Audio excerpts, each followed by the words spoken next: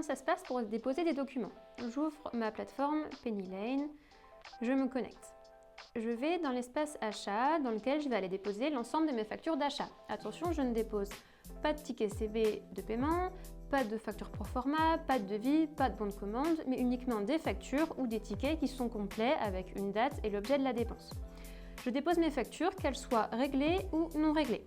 Et donc pour les ajouter, comment ça se passe? Je clique sur ajouter une facture fournisseur. Soit j'importe des factures qui sont déjà dans mon téléphone, que j'ai reçues par mail ou que j'ai déjà prises en photo, ou alors je scanne en direct des justificatifs. Si j'ai un document papier, pour le scanner, je clique sur ajouter une facture fournisseur, scanner des justificatifs. Le logiciel va automatiquement recadrer mon document. Si j'ai qu'une page, je clique sur enregistrer.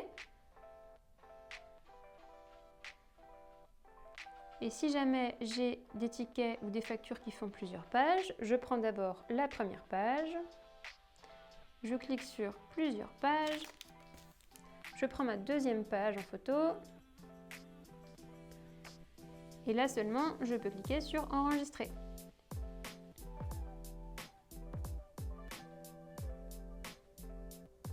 Pour les ventes, plusieurs solutions. Soit j'utilise le module de facturation de Pennylane, et dans ce cas-là, je n'ai absolument rien à faire.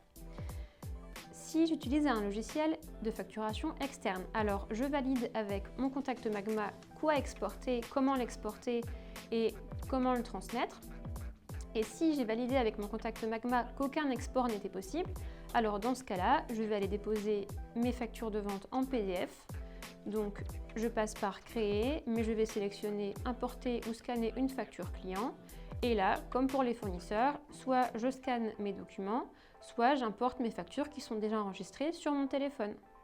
Dans l'espace GED, je vais aller déposer tous les documents qui ne sont ni des factures d'achat, ni des factures de vente. Et en premier lieu, mon relevé de banque, puisque même si mes mouvements bancaires sont intégrés automatiquement, il faut que mon comptable Magma puisse aller vérifier le solde du compte. Donc je clique sur ajouter un document.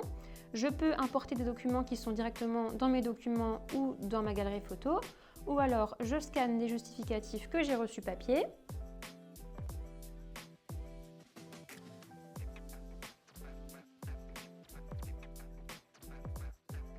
Si je n'ai qu'une page, j'enregistre, sinon je scanne la deuxième page. Et je vais aller déposer tous les documents dont je ne sais pas forcément si mon contact Magma aura besoin ou pas, mais dans le doute, il vaut mieux lui envoyer. Même démarche.